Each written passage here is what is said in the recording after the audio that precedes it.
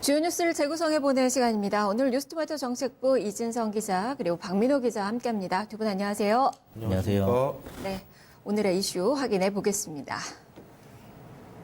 사각지대 여전한 국민연금 사업장 체납 미투 터지나. 뉴스토마토 단독 보도에 의하면 해마다 100만 명 이상의 노동자들이 국민연금 보험료를 내고도 회사가 이제 납부 의무를 저버리는 바람에 노후 대비에 이제 상당한 피해를 보고 있다고 합니다. 그 내용 좀 짚어보도록 하겠습니다. 자, 박민호 기자, 사업장 국민연금 이 체납 상당히 좀 심각한 수준인 것 같아요. 네. 저는 이제 뉴스토마토 이제 오늘 발표된 그 기사를 보니까 이 정도였구나라는 그 생각이 드는데 과연 그 피해 근로자 수 어느 정도나 되는 거예요? 네. 대충 이제 잡아서 한 100만 명 정도 이렇게 되는 건데 점점 그 숫자가 누적돼 가지고 이제 80만, 90만에서 한 100만 명 정도 이렇게 늘어나고 있는 추세다. 해마다 100만 명. 네. 이제 그래가지고 이제 점차 이제 경기가 어렵다 보니까 아무래도 그 대상자도 늘어나고 있는 것 같다. 이렇게 보고 있는 것 같습니다. 이제 사업장이 폐쇄하는 경우도 있고 여러 가지로 유동적으로 재무적으로 어려운 경우가 또 있다 보니까 국민연금 줄 건 안 준다든지 아니면 사업장이 폐쇄하면서 끊긴다든지 일정 기간 동안 이제 국민연금을 계속 납입을 해야 그 기간을 넘어서야 이제 받을 수가 있는데 그 기간을 다 채우지 못하고 사업장이 뭐 폐쇄한다든지 아니면 재무적인 문제로 납입을 고용주가 안 해주다 보니까 결국 결격 사유가 되는 거죠. 근데 국민연금을 이제 납부를 하지 못하는 그런 경제적인 이유도 있지만은 뭐 여러 가지로 뭐 국민연금과 관련된 그런 구조적인 문제라든지 뭐 고갈될 가능성 이런 문제들도 사실 사회적인 문제가 이제 커요. 네. 근데 우리가 이제 국민연금 관련해 가지고 영화 한 편이 관련된 게 있어요. 재미있는 영화가 남쪽으로 튀어나오는 영화가 있어요. 우리나라에 한 몇 년 됐는데 일본 소설을 통해서 이제 우리나라 영화했는데 첫 장면이 국민연금 내기 싫어가지고 싸우는 장면부터 이제 시작을 하거든요. 이제 사실상 국민연금이 이제 강제성으로 가입하게끔 하다 보니까 이제 그런 문제가 생기는 거고 실제로는 강제로 내게 해야 되는 그런 문제에서 촉발된 건데 우리가 이제 개인연금, 퇴직연금, 뭐 국민연금 이렇게 있잖아요. 개인연금과 퇴직연금은 개인의 선택이고 개인의 돈으로 하는데 국민연금이 좀 성격이 좀 다르죠. 그러다 보니까 이제 고용주가 대신 내줘야 되는데 돈이 없으면 이제 이런 문제가 반반씩 내고 있는 거죠. 생기는 사실은. 거죠. 우리가 반 내고 이제 고용주가 반을 내야 네. 되는데 이게 이제 고용주가 내든 안 내든 우리가 알 수 없어요. 그렇죠. 사실은. 이제 그 돈에 대해서 이제 월급 명세서에서는 냈다고 나온 경우가 있는데 그렇죠. 실제로 보니까 안 냈더라. 그래서 국민연금공단에서 왜 안 냈는지 그 책임 소재를 이제 그 가입자 개인에게 묻는다는 거죠. 그러니까 실제로 나라도 책임져 주지 않고 사업주도 사실상 뭐 폐업해서 가버리면 끝이고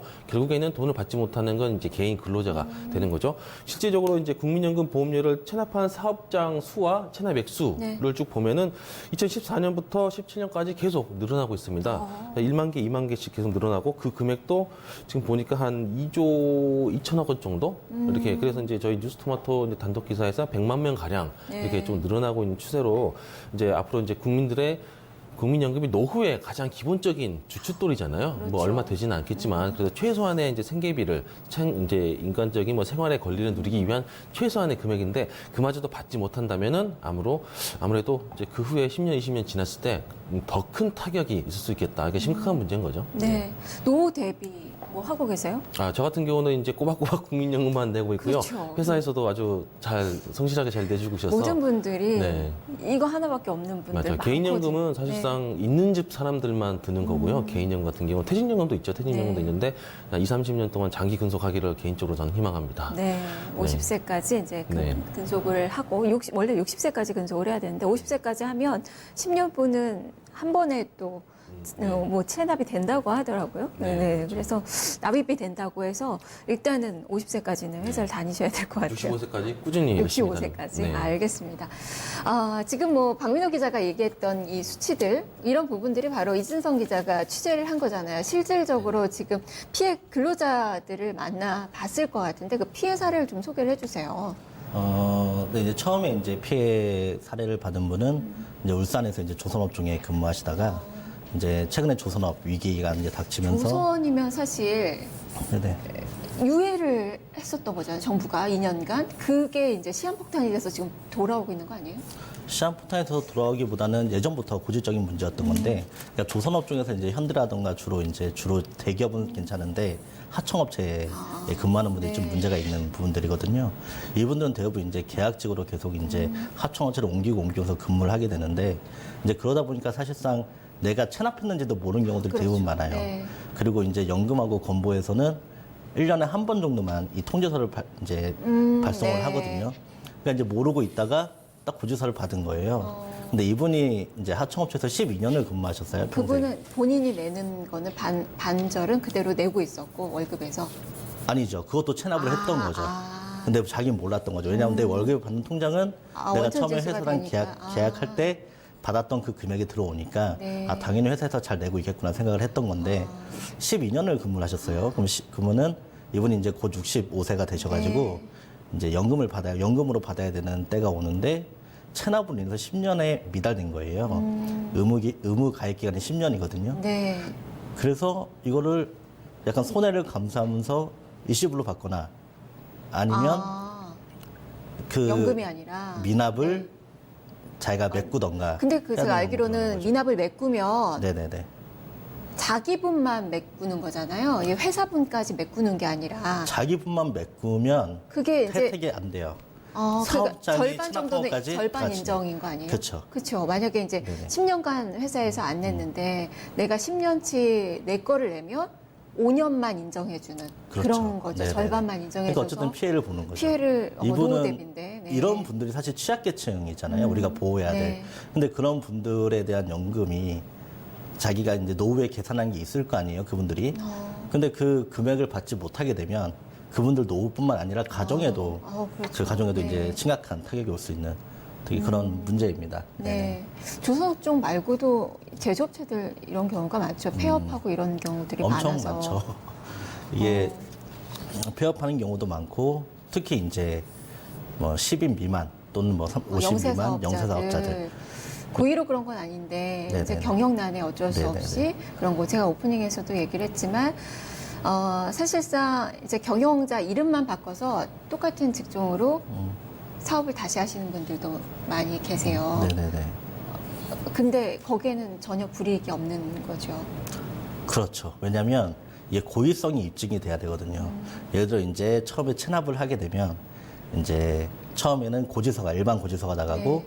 그다음에 이제 독촉 고지서가 나가고 그럼 이제 보건복지부 장관의 이제 승인을 받아서 압류할 수 있는 그런 시스템이 갖춰지게 되는데 이게 문제는 그때쯤 되면 이미 그 기업은 이 근로자들에 대한 보상을 할 여력이 안 되는 기업들이 대부분이고 네. 그리고 이게 형사고발로 간다고 해서 처벌을 받느냐 그렇지 않다라는 거죠. 왜냐하면 아예 그냥 월급까지 같이 미납을 했으면 아마 법원에서도 인정을 그게 될 되는데 거예요. 월급은 하지만 줬기 때문에 이제 이거를 법에서 봤을 때는 최소한의 할 수 있는 만큼은 최소한 다 했다고 판단하기 때문에 고의성이 입증되지 않고 결국에는 그 피해는 고스란히 다시 또 근로자에게 돌아가는 구조입니다. 그럼 추징을 할 수 있는 방법이 없는 거예요? 지금? 그러니까 압류밖에 없는데 사실상 불가능한 아무것도 거죠. 없는 거죠. 폐업해버리면. 그렇죠. 네. 그러면은 이제 우리 그 피해를 입는 그 근로자들 좀 어떤 그 노후 대비 이외에도 어떻게 좀 대출도 제가 듣기로는 잘 안 된다고 하던데요.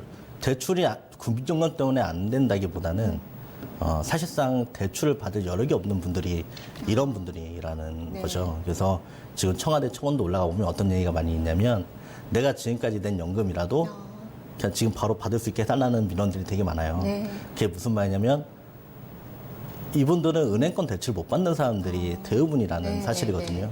근데 그분들이 또 연금도 같이 이렇게 못 받게 되니까 그 피해가 이중으로 오고 이제 결국에는 또 어떤 문제가 생기냐면 체납이 됐잖아요. 네. 그럼 국세청을 예를 들면 연말정산에서 내가 받을 금액이 있어도 받지를 못하게 됩니다. 그런 경우도 생깁니다. 이게 그러면 정부에서 할 수 있는 일은 체납 통지서 뭐 발송하는 거 말고는 할 수 있는 일이 없는 거예요? 뭐 사실상 없다고 보면 됩니다. 벌금제 뭐 이런 거는 있나요? 그 벌금이 이제 사실 이제 그 압류가 이제 사실 그 벌금 명목이 되는 거고 그 벌금을 때리는 건 사실 이제 형사고발 됐을 때 유죄가 인정돼야 되는 부분인 거잖아요.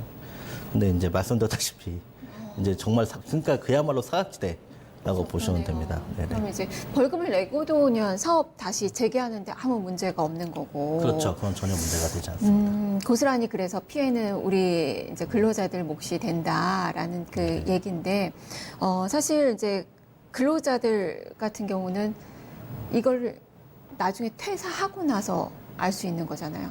그럼 중간에도 알 수 주로 있나요? 중간에도 알 수는 있습니다. 왜냐하면 이제 1년에 한 번이라고 말씀드렸잖아요. 네네네. 연금하고 이제 건보하고. 근데 그게 뭐 가입한 지 1년에 한 번씩 오는 게 아니라 시점이 네. 있거든요.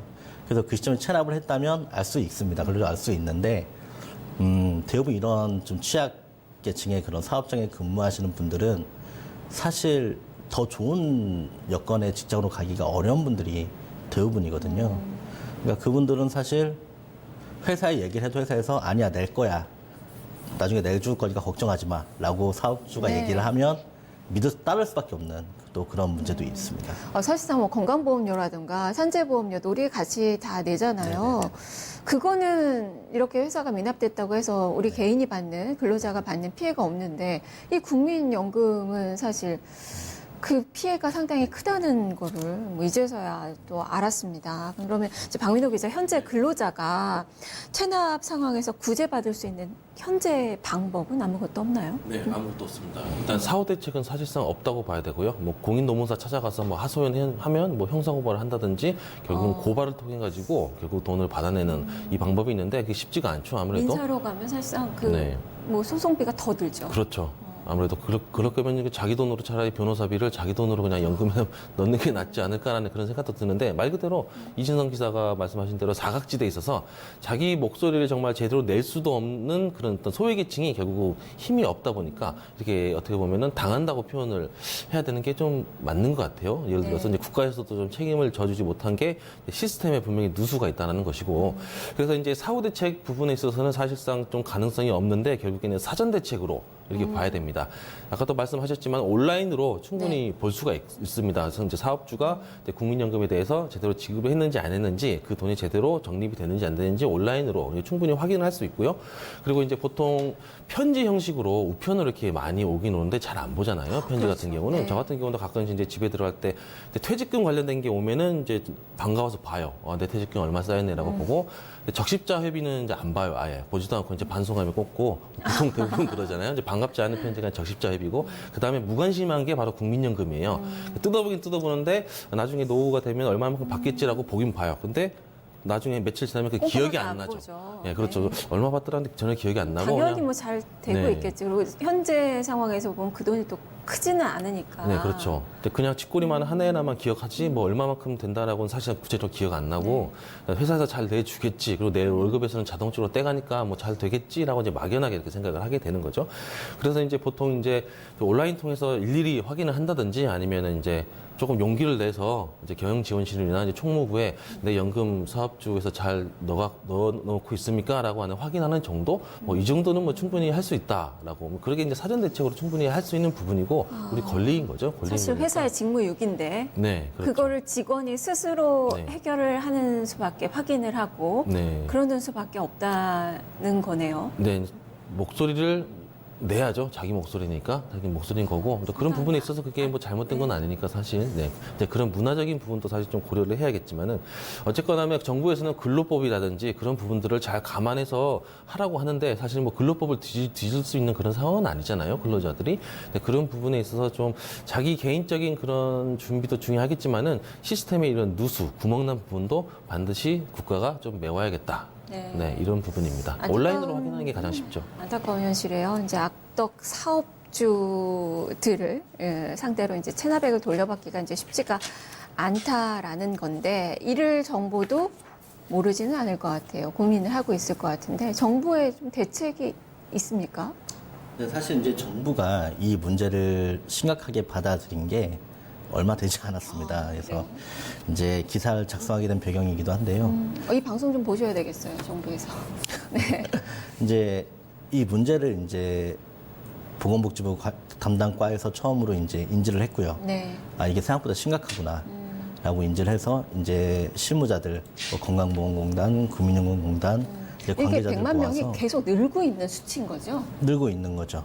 네. 그 중에 일부 중복이 있고 또 일부는 중간에 사업장이 뒤늦게나마 납부하긴 하지만 이게 누적으로 계산한다고 하면 뭐 수백만 명에 달할 수 있는 그런 엄청난 규모고요. 근데 이제 정부가 지금 생각하는 대책도 사실은 이제 검토하기 시작했기 때문에 뭐 대책이 뚜렷하게 거론되는 부분들은 없습니다. 근데 네. 이제 실무자들과 얘기를 해보면 이제 아까 이제 박민호 팀장이 말을 했듯이 이제 체납통지서나 가입내역서 등을 이제 보다 자주 이제 제공하는 방법. 그러니까 보다 그럼- 일찍 알 수 있는 방법 없을까요? 그러니까 이제 온라인으로 활용하면 계속 확인해야 되는데, 돼요. 근데 그거를 계속 활용하기가 쉽지가 않습니다. 그리고 만약에 이제 사업주한테 이걸 물어본다고 하는 것도 사실 그런 열악한 네. 근무 환경에서 쉽지가 않은 부분들이거든요. 왜냐하면 네.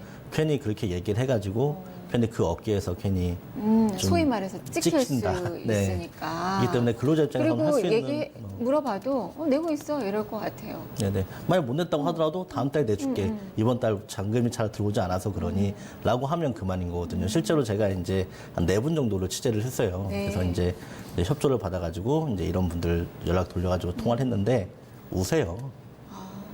근데- 그럼 그분들은 뭐 소송을 진행하거나 이런 아무런 이제 대처도 안 하고 계신가요? 할 수가 여력이 없고. 없고요.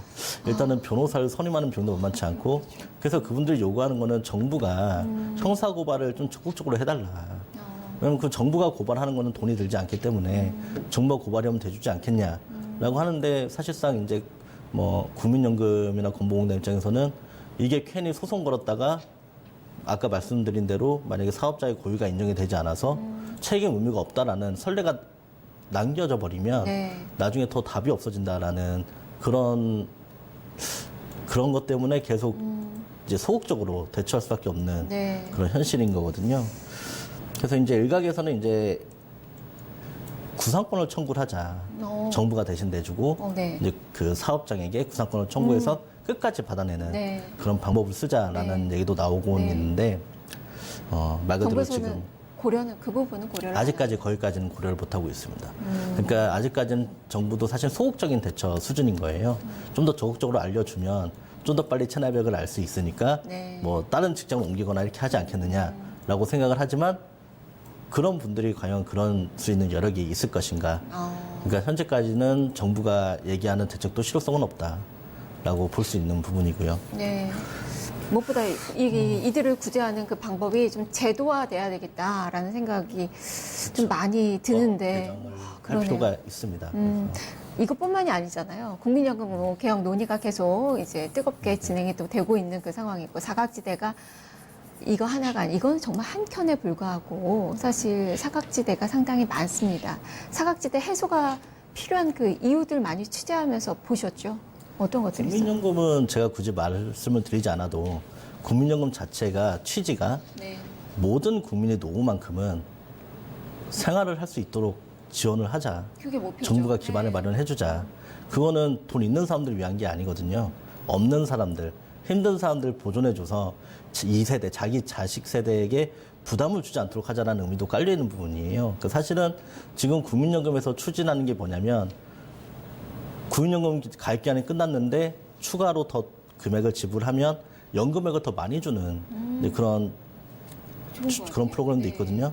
그게 좋은 게 아니라는 거죠. 그래요? 왜냐하면 그거를 할 수 있는 여력이 되는 분들은 그렇죠. 이미 노후에 대한 큰 걱정이 없으신 분들이에요. 그분들이 그러니까 정부의 네, 눈높이와 이 서민들의 눈높이가 맞지 않는 거예요. 그런 분들이 좋은 직장 다니고 막말로 지금 국민연금을 받고 계신 어르신들이 과연 좋은 직장을 다녔던 분들이 많은가요? 많지가 않아요. 그땐 대부분 영세하기 시작한 분들이 대부분인데 결국에는 월 200만 원 받는다. 월 300만 원 국민연금 이제 곧 나온다. 이게 그분들한테 과연 마음에 와닿는 소리겠느냐.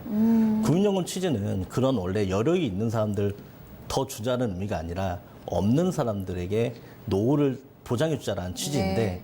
이거는 정말 잘못됐다고 생각을 합니다. 왜냐하면 국민연금의 취지가 거꾸로 가고 있는 거거든요. 이것도 어떻게 보면 잘 사는 사람은 더 많이 받고 못 사는 사람 못 받는 이런 구조이기 때문에 네, 그것도 월급 많이 낸 사람이 또 나중에 많이 받는 거고 또 그런 거죠. 또 그렇다면 어떻게 해소해야 된다고 보세요? 이 방안 혹시 기자로서 좀 생각하시는 이런 사각지대 해소 방안이 있을까요? 그러니까 저도 생각할 때는 이 부분에서 놓고 보자면 저도 전문가가 아니기 때문에요. 네. 근데 이제 국민건강보험공단의 이제 건보료, 건강보험료가처럼 구상권을 청구하는 게 제일 좋은 것 같아요. 사업자에게 끝까지 붙는 책임. 네. 그리고 이거를 걷어지지 못한 그 책임은 정부가 지는 거. 네. 이게 제일 좋은 방법인 것 같습니다. 그러네요. 우리 그 근로자들이 그래야 조금 더 안심할 수 있을 것 같고 그런 책임을 이제 정부가 좀 대신 져주는 그런 일도 좀 생각을 해보시면 좀 좋을 것 같아요. 박민호 기자의 의견도 좀 간단하게 들어볼게요. 네, 정부라든지 뭐 고위 공직자 그리고 잘 사는 분들, 이게 재산이 좀 있으신 분들 노후 걱정이 없잖아요. 근데 네. 그분들이 생각하는 이제 노후의 눈높이와 그리고 소외지대의 소외계층의 눈높이가 좀 많이 차이가 나는 것 같아요. 네. 통계를 봐도 한 25억 정도 건물을 매입해야 이제 노후가 이제 완벽하게 해결된다. 뭐 이런 얘기도 나오고 있고 실제로 그렇게 하고 그래서 계신 좀 분들도 있고 하니까. 전 대변인도 노후 때문에 네, 또 그렇죠. 건물을 사셨다고 네. 하잖아요. 네, 그런데 대부분은 이제 그렇지 못한 분들이 많죠. 결국에는 이제 연금을 사업주가 안 내면 그 개인이 그 근로자가 압류당하고 여러 가지 뭐 신용도가 다 떨어지는데 또 이걸 이제 1577 1000번이더라고요, 번호가. 국민건강보험공단 콜센터에 전화하면은 1577 1000번에 전화하면 또 거기서 사업장을 압류를 합니다. 그러니까 누군가 한 명은 압류를 당해요. 결국은 이제 그만 다니겠다는 뜻이 되겠죠, 회사를. 결국은 그런 파고까지 가게 되는 거라서 이렇게 압류로밖에 할 수 없는 그런 상황들을 좀 합리적으로 잘 해결해야 되겠다는 생각이 드는데, 뭐 최근에 샌드박스 규제 완화했듯이 뭐 카톡이나 아니면 뭐 문자 같은 걸로 이런 거 안 냈습니다. 뭐 국민연금공단 그런 거 관련해서 좋으네요. 바로 네. 고지를 해서 간접적으로 이제 사실 압박을 하는 거죠. 그 국민이 근로자가 찾아보는 게 아니라 네. 알려주는 네, 그렇죠. 이런 성의도 좀 정부에서 좀 보여주면 좋겠다라는 생각도 네. 박민호 기자 아이디어 좋은 것 같아요. 알겠습니다. 자, 이렇게 얘기 나눠봤습니다. 뉴스토마토 정책부 이진성 기자 그리고 박민호 기자였습니다. 두 분 말씀 잘 들었습니다. 감사합니다. 네, 국민연금의 목표는 노후에 이 국민들이 이 돈을 받고 생활하는데 문제가 없도록 연금을 좀 지급을 적정한 수준에서 해줄 수 있는 거죠. 그런 취지, 온 국민의 노후 소득원으로서의 자리매김을 잘할 수 있도록 이렇게 사각지대 해소 방안이 무엇보다 필요할 것 같습니다. 이런 부분들 또 기대를 해보도록 하겠습니다. 뉴스를 재구성해봤습니다.